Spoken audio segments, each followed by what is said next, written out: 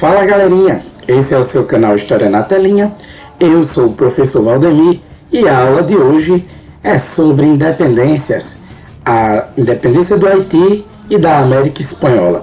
Você vai entender na aula de hoje como foi que ocorreram as independências daquelas possessões que faziam parte, né, da Espanha e também da possessão francesa, que era o Haiti, tá certo?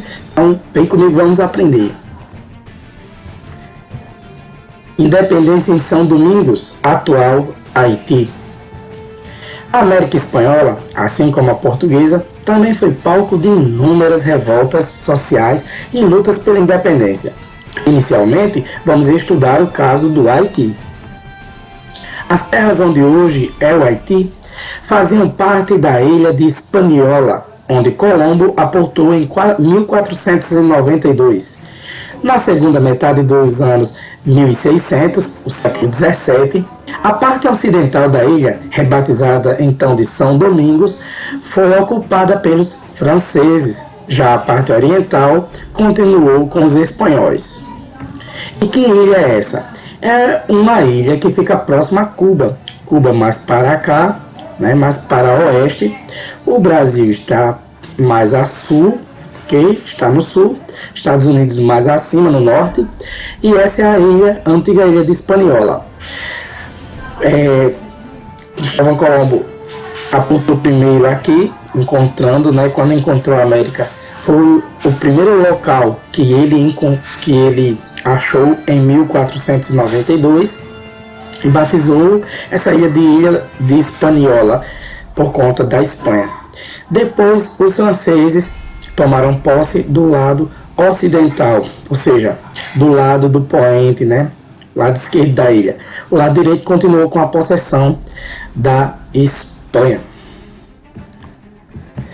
Na parte ocupada pelos franceses, eles montaram grandes fazendas no estilo das plantations americanas, né? Cultivadas por africanos escravizados e que produziam gêneros tropicais como fumo, algodão, açúcar e rum, bebida alcoólica extraída da cana. A exportação dessas mercadorias tornou essa colônia a mais rica das colônias francesas. No ano de 1789, São Domingos era responsável por 2/3 do comércio exterior francês, incluindo-se aí o lucrativo tráfico de africanos pelo Atlântico. Isso quer dizer o seguinte, que a cada 100 comercialização feita pela França no exterior, em 1789, mais de 60 delas adivinham da ilha de São Domingos. Naquela época, os colonos brancos constituíam apenas 7% da população. Isso quer dizer o quê? Que a cada 100 pessoas na ilha, 7 eram brancas, enquanto negros compunham 87% do total. A elite da ilha vivia luxuosamente, enquanto os trabalhadores escravizados eram vítimas de maus tratos, doenças e ou fome, sendo alto o índice de mortalidade entre eles. Reagindo a essa situação opressiva, os escravizados promoviam fugas e formavam então quilombos, como aqui no Brasil, né? Aquelas comunidades constituídas pelo agrupamento de escravos fugitivos. Em 1791, os trabalhadores dos canaviais do norte de São Domingos promoveram um levante escravo de grandes proporções. Os rebeldes exigiam melhores condições de trabalho e mais tempo para cultivar a própria roça. Aqui você tem uma obra de Jean-François Tourveiller retratando uma revolta negra durante as lutas pela independência em São Domingos, onde hoje fica o Haiti. Liderado por Toussaint Louverture, o levante ganhou força no mesmo período em que os jacobinos, aquele grupo mais radical lá da França assumiram o poder na França e aboliam a escravidão nas colônias em 1794, durante a Revolução Francesa. Com isso, os escravizados de São Domingos passavam à condição de libertos. Aqui você tem um quadro de Toussaint Louverture. Com o apoio deles, Louverture ascendeu ao poder, ou seja, chegou ao poder na parte ocidental da ilha e, a seguir, conquistou a parte oriental, que pertencia à Espanha, onde também acabou com a escravidão. François-Dominique Toussaint. François-Dominique Toussaint, que mais tarde adotou o nome de Toussaint Louverture, abertura em francês sinalizando algo novo, vinha de uma linhagem de chefes da etnia Aja na África.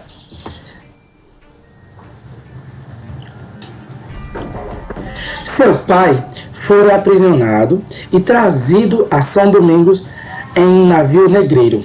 O colono que o comprou percebeu ser ele uma pessoa fora do comum e lhe deu certa liberdade na fazenda de produção açucareira, permitindo que cultivasse uma horta. Casou-se e teve 8 filhos. Perto da casa grande vivia um velho negro chamado Pierre Baptiste, escolhido como padrinho do primogênito Toussaint. Ensinou a ele crioulo, francês, um pouco de latim e geometria. O menino Toussaint cresceu sem trabalhar no eito, ou seja, na plantação. Cuidava dos rebanhos e manadas, tornou-se cocheiro do senhor e mais tarde administrador dos bens vivos da fazenda. Quando eclodiu a revolta escrava em 1791, vivia com a esposa e os filhos na Plantation Breda, no norte da colônia.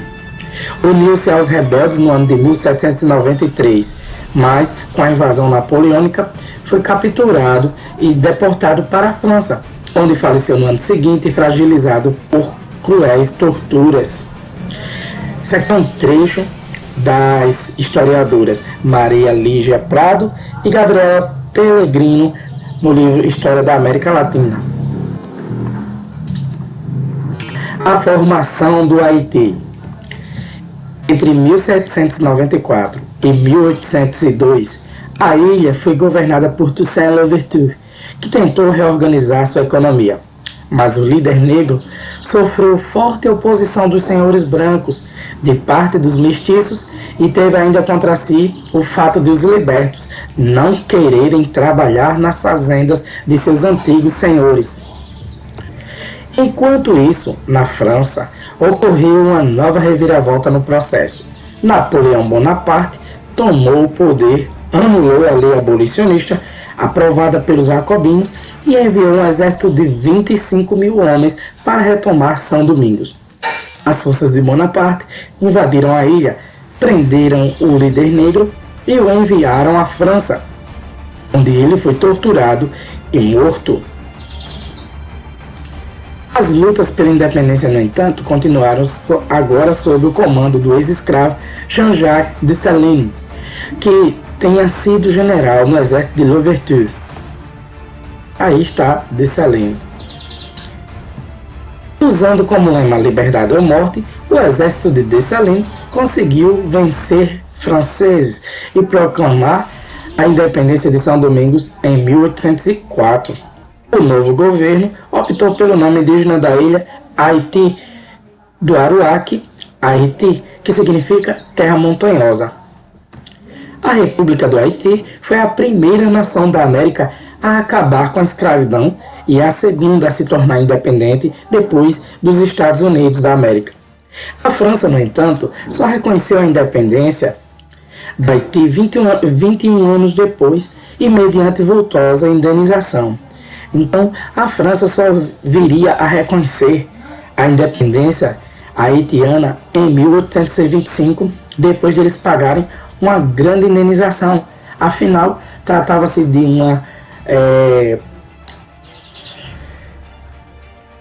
uma colônia que dava muito lucrativa, era lucrativa para os franceses. Então, eles não queriam ficar simplesmente com as mãos abanando.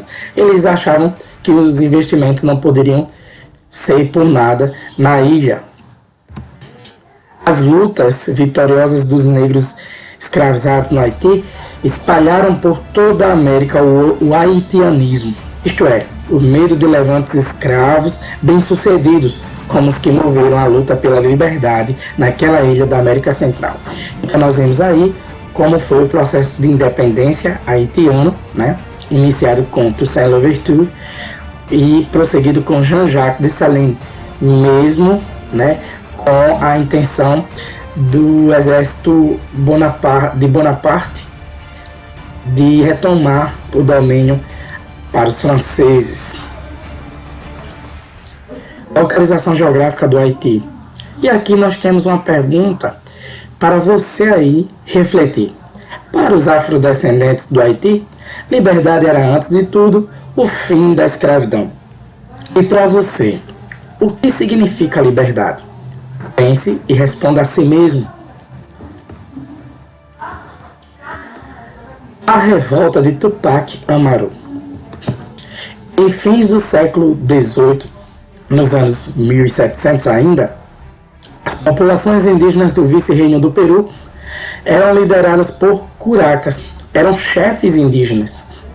Um desses curacas, chamado José Gabriel Condorcanqui, era descendente da nobreza inca e recebeu uma educação esmerada, uma educação especial, tendo estudado inclusive na Universidade de São Marcos, a mais antiga do Império Espanhol e existente até hoje.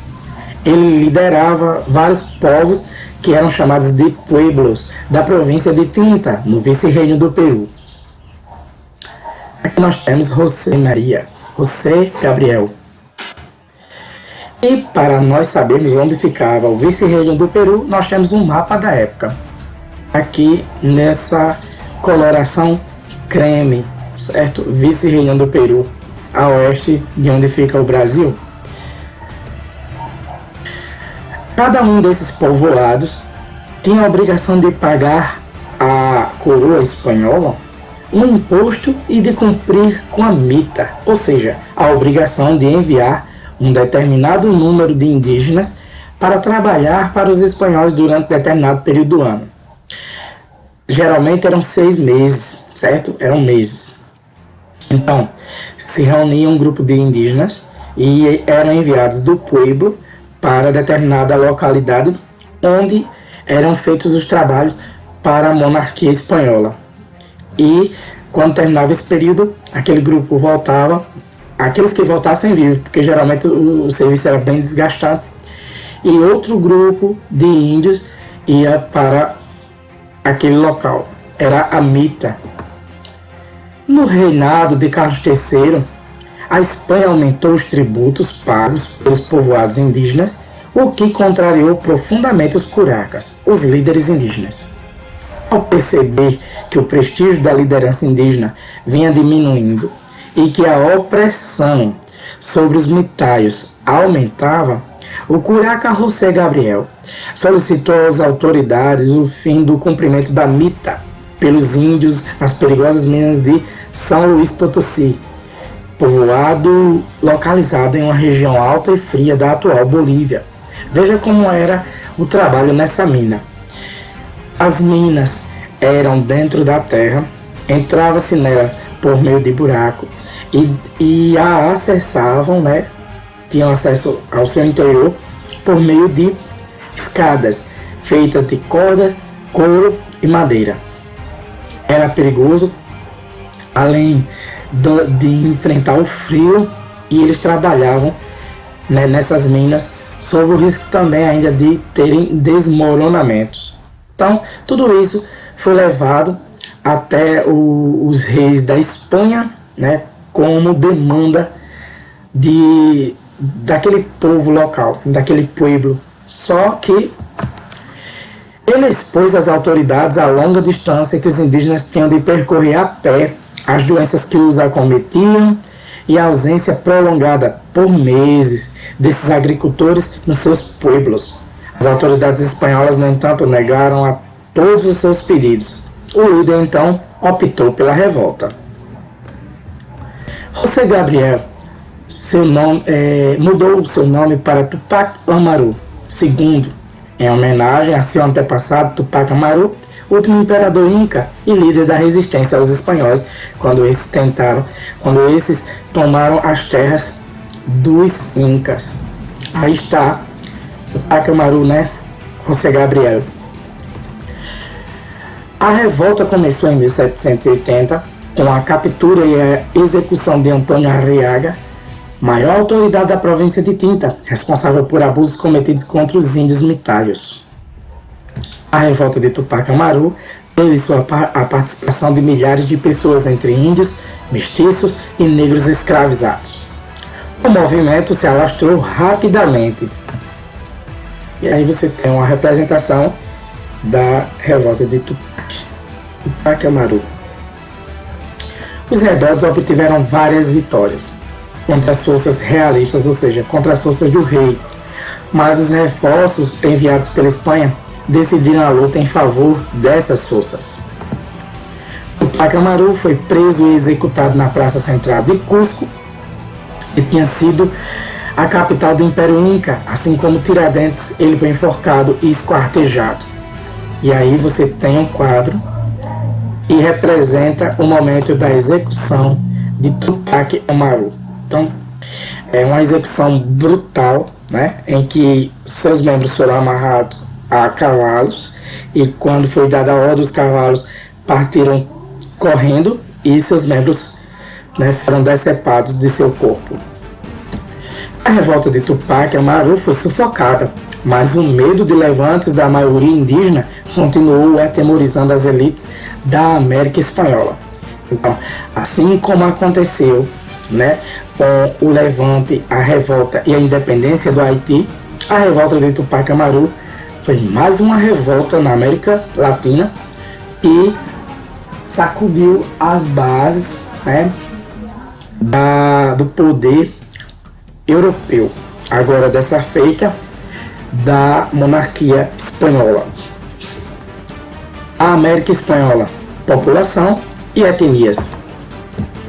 Por volta de 1810, a América Espanhola ocupava boa parte do continente americano e estava organizada em vice-reinos.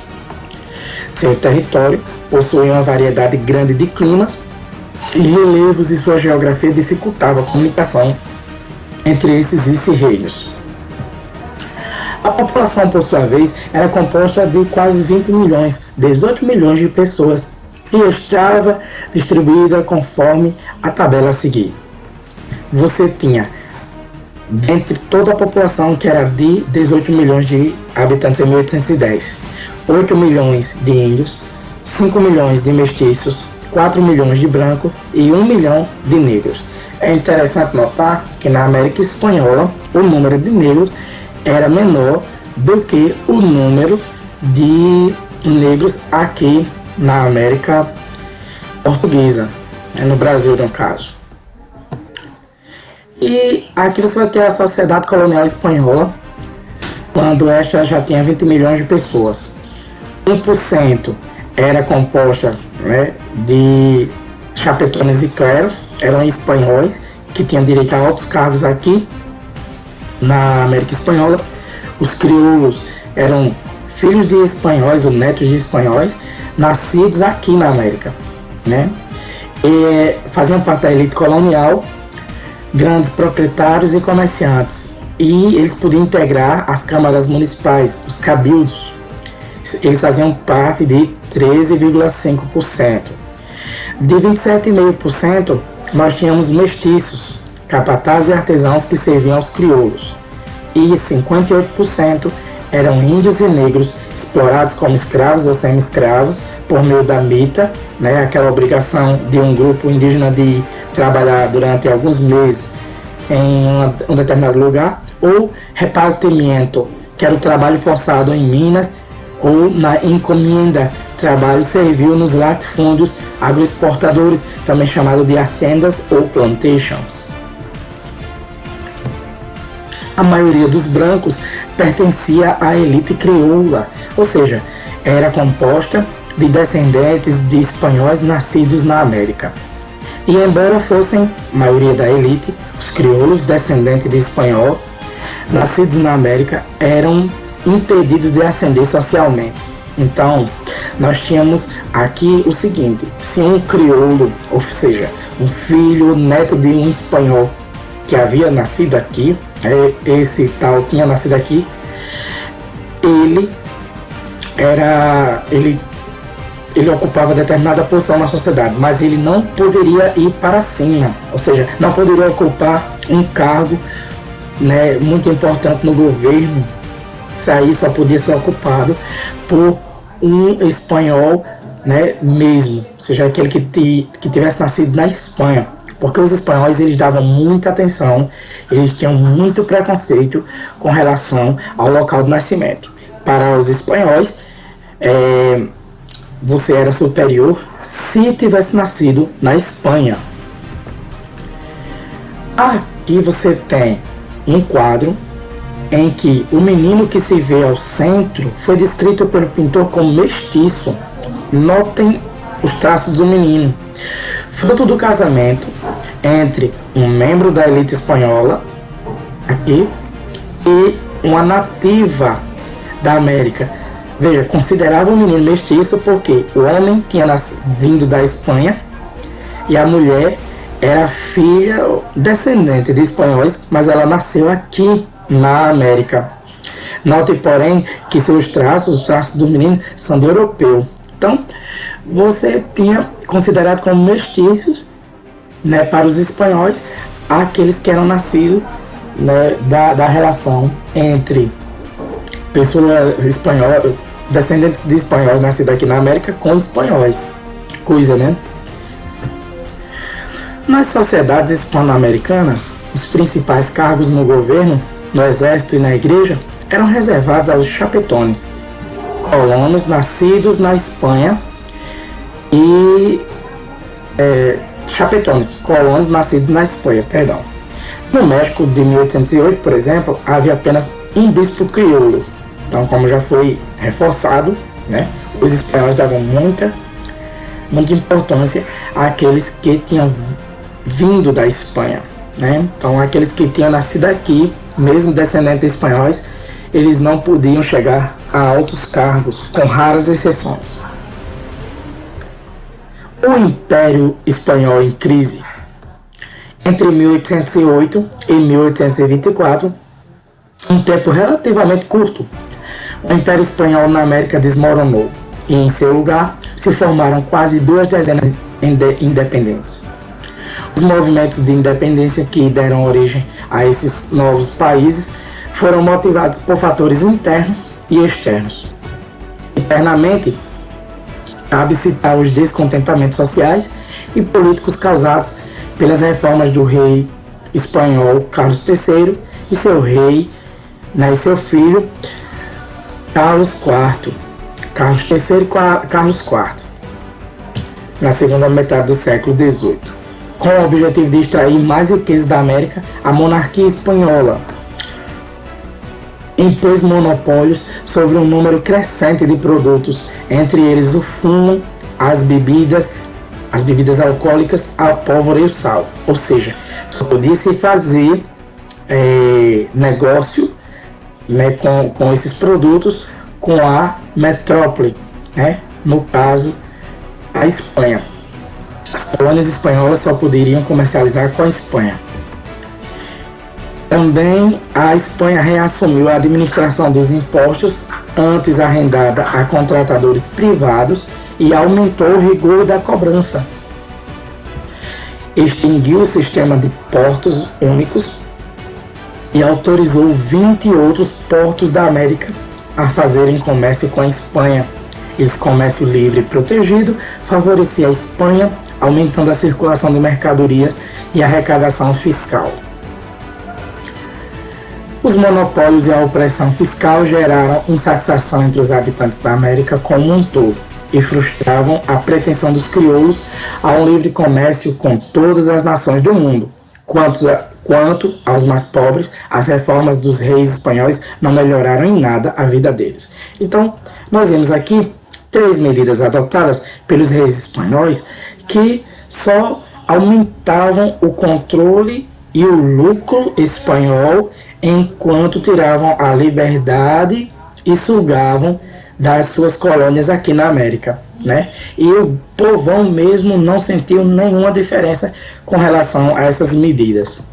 Além disso, as diferenças sociais e a discriminação existentes nas sociedades hispano-americanas eram enormes. Nelas, uma maioria composta por indígenas, mestiços e afrodescendentes vivia oprimida por uma minoria branca formada por chapetones, aqueles que eram espanhóis que tinham vindo de lá, e crioulos, descendentes de espanhóis que haviam nascido aqui na América. Aqui você tem um quadro que representa um pouco dessa mistura na América Espanhola. Talvez um chapetone ou um crioulo, certo? Um descendente de espanhol nascido na América, a sua esposa com traços indígenas e o seu filho, né? Um mestiço. E aqui o trabalhador dele.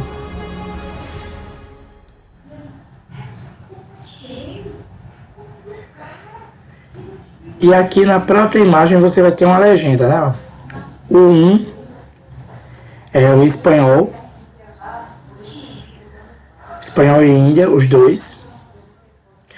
2, mestiço, tá? Perdão. O 1 é o espanhol, 2 é a Índia, 3 o mestiço e aqui o trabalhador deles. Tudo bem. Guerras de independência na América. Nesse contexto, um fato novo contribuiu para mudar o curso dos acontecimentos. É que em 1808, as tropas de Napoleão Bonaparte invadiram a Espanha. E depois de prenderem o rei, colocaram no trono o espanhol José Bonaparte, irmão de Napoleão. Colocaram no trono espanhol José Bonaparte, irmão de Napoleão. Em Madrid, os espanhóis pegaram em armas para resistir a Bonaparte. Já na América, ao serem informados de que a Espanha estava sem o seu legítimo rei, os crioulos formaram juntas governativas, que eram governos locais formados a partir dos cabildos, as câmaras municipais amplamente dominadas por eles, pelos crioulos, para lutar pela independência. Bom, o cenário era esse. Enquanto a Espanha estava sendo abalada, invadida, né, e dominada por Napoleão Bonaparte, tendo agora como rei o seu irmão José, na América, ao saber disso, os crioulos que queriam independência e queriam melhorar os seus negócios, tomaram a frente da situação e formaram juntas governativas para declarar a independência daqui das colônias. As guerras de independência podem ser divididas em duas fases.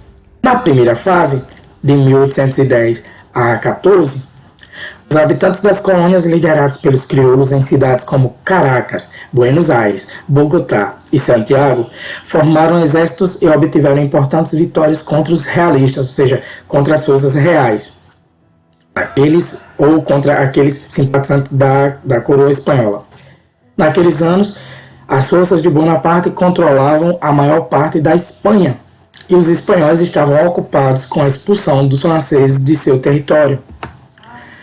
Já a segunda fase, entre 1814 e 1825, começou com a queda de Napoleão e a volta do rei Fernando VII ao trono espanhol. Ao retomar o poder, o rei espanhol restabeleceu o absolutismo e enviou para a América uma grande expedição com 10 mil homens para combater os movimentos pela independência. Então, as guerras aí têm duas fases. Numa primeira fase, que os revoltosos vão ter uma relativa conquista, né? Porque os espanhóis estão muito ocupados em tirar Bonaparte do trono. E na segunda fase é a retomada da realeza legítima ao trono espanhol e a tentativa de sufocar esses movimentos pela independência. As independências na América do Sul. 2 membros da elite crioula tiveram importante papel nas lutas pela independência. Foram eles José de San Martín e Simón Bolívar. José de San Martín.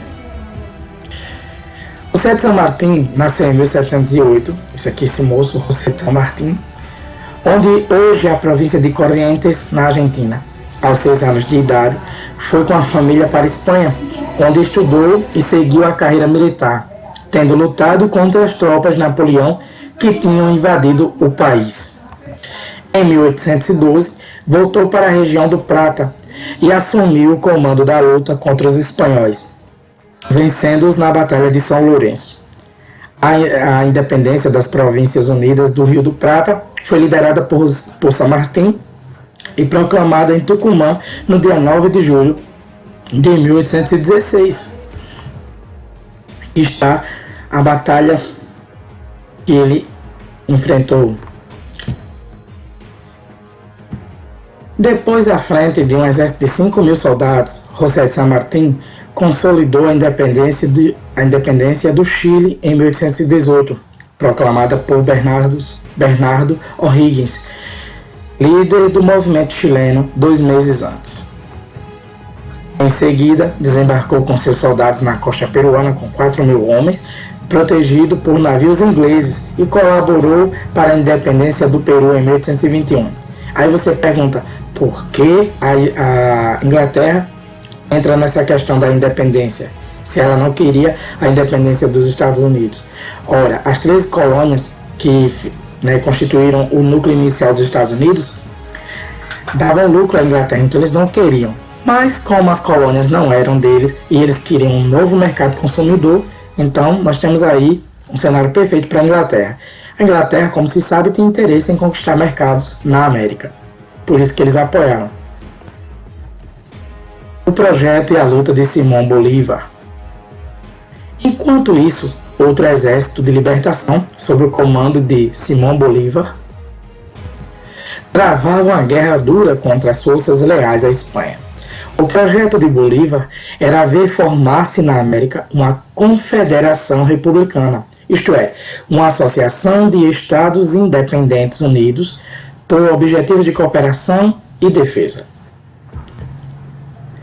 O projeto de Bolívar de uma América unida em torno de interesses comuns foi registrado por ele na célebre Carta da Jamaica em 1815. Disse ele: é uma ideia grandiosa pretender formar de todo o novo mundo uma única nação com um único vínculo que liga as partes entre si com o todo, já que tem uma só origem, uma só língua, mesmos costumes e uma só religião. Deveria, por conseguinte, ter um só governo que confederasse, ou seja, reunisse os diferentes estados que haverão de se formar. Bom, nós temos aqui um grafite, que fica na bandeira do Equador, ok? De 2015. E aqui o projeto de Simão Bolívar era fazer das colônias que estavam se tornando independentes da Espanha uma grande nação, certo? Uma grande pátria do novo mundo. Conforme a guerra foi se intensificando, Bolívar e seus generais prometeram a liberdade aos escravos que se juntassem a eles e terra aos soldados do exército. Da mesma forma que San Martín, Bolívar atravessou os Andes para enfrentar as forças realistas e em 1819 foi vitorioso, conquistando Bogotá, proclamando a independência e formando a República da Gran Colômbia, da qual se tornou presidente. Mas essa unidade política idealizada por Bolívar se fragmentou, dando origem à Colômbia, Venezuela e Equador. Em 1822, ano da independência aqui do Brasil, Simão Bolívar assumiu a liderança da luta de libertação contra as forças espanholas alojadas no vice-reino do Peru. Ele e seu general, Antônio José Sucre, comandaram as forças que consolidaram a independência do Peru em 1824 e concretizaram a da Bolívia em 1825.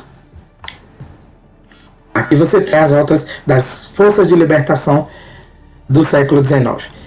Então, as rotas em azul são as percorridas por Simão Bolívar e Sucre, entre 1821 e 1824.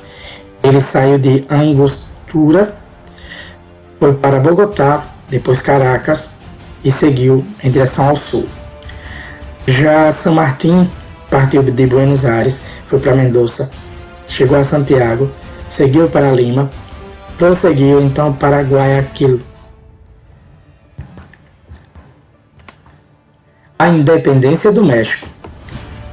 Enquanto os afrodescendentes do Haiti lutavam por liberdade e os indígenas do Peru exigiam o fim da escravidão no trabalho, no lugar onde hoje é o México, os camponeses clamavam por terra.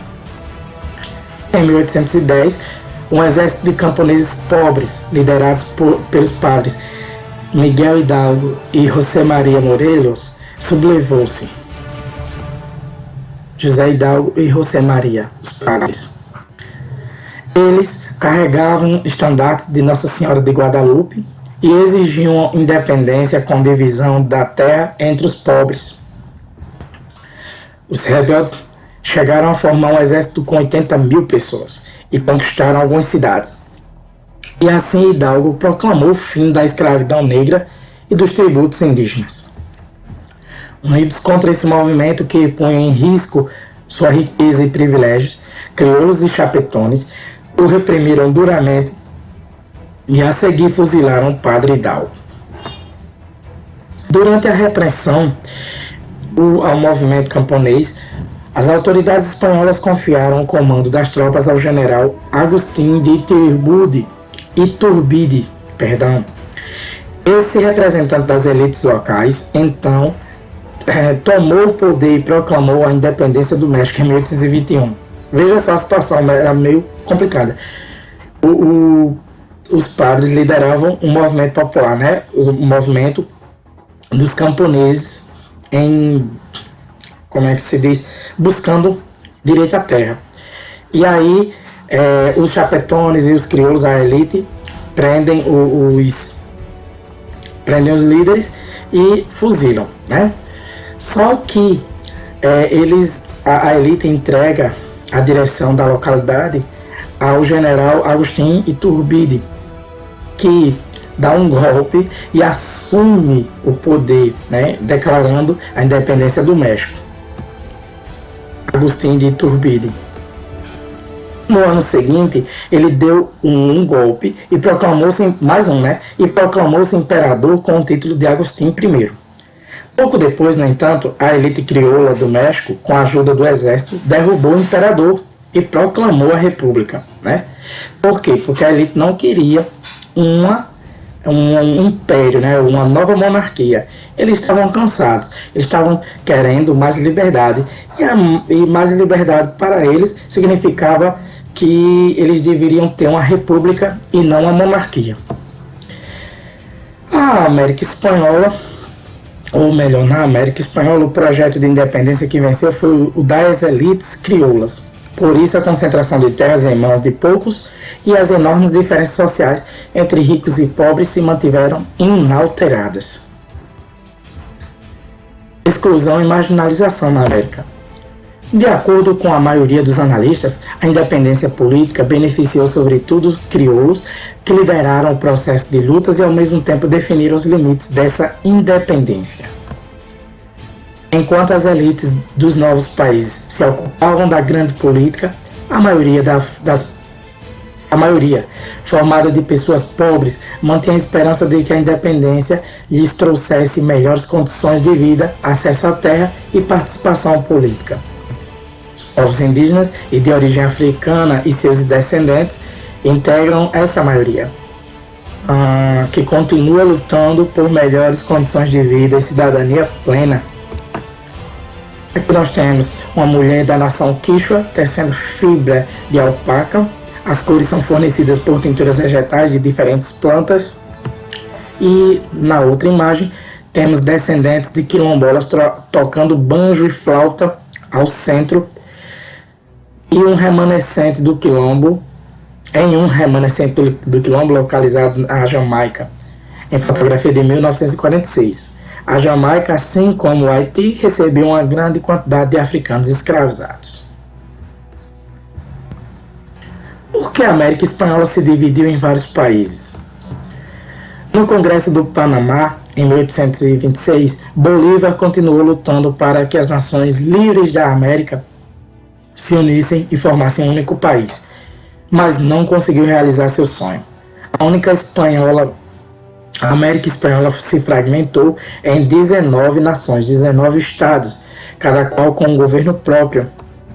A fragmentação da América em diversas repúblicas tem sido tema de debates entre os historiadores. As razões mais citadas para explicar essa fragmentação são três. 1. Os conflitos de interesse entre as elites crioulas, que era quem, no fim das contas, decidiam os rumos das localidades. 2. A força dos caudilhos, chefes políticos ou militares locais com grande poder em sua localidade ou província. E 3. As pressões da Inglaterra e dos Estados Unidos pela fragmentação da América Latina. Ao que parece, as duas primeiras teses são as mais factíveis, assim, sempre mais numa linha marxista, certo?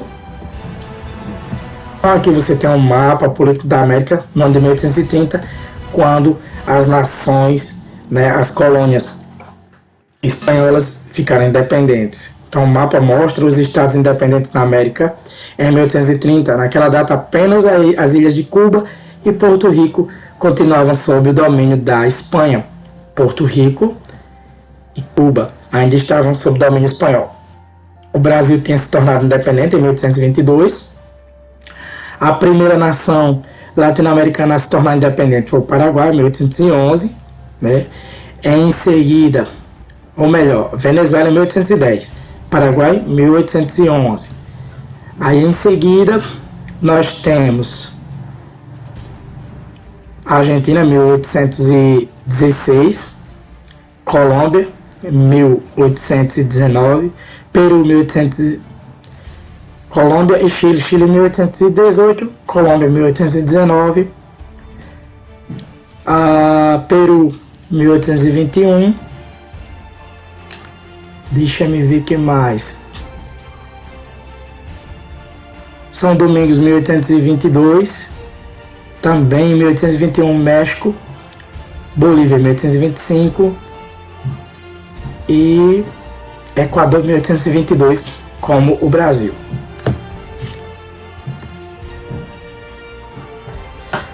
Bem, galerinha, essa foi nossa aula, espero que vocês tenham gostado. Se tiver alguma dúvida, volta, pausa o vídeo, vê com calma, tirem suas dúvidas. Estudar é preciso.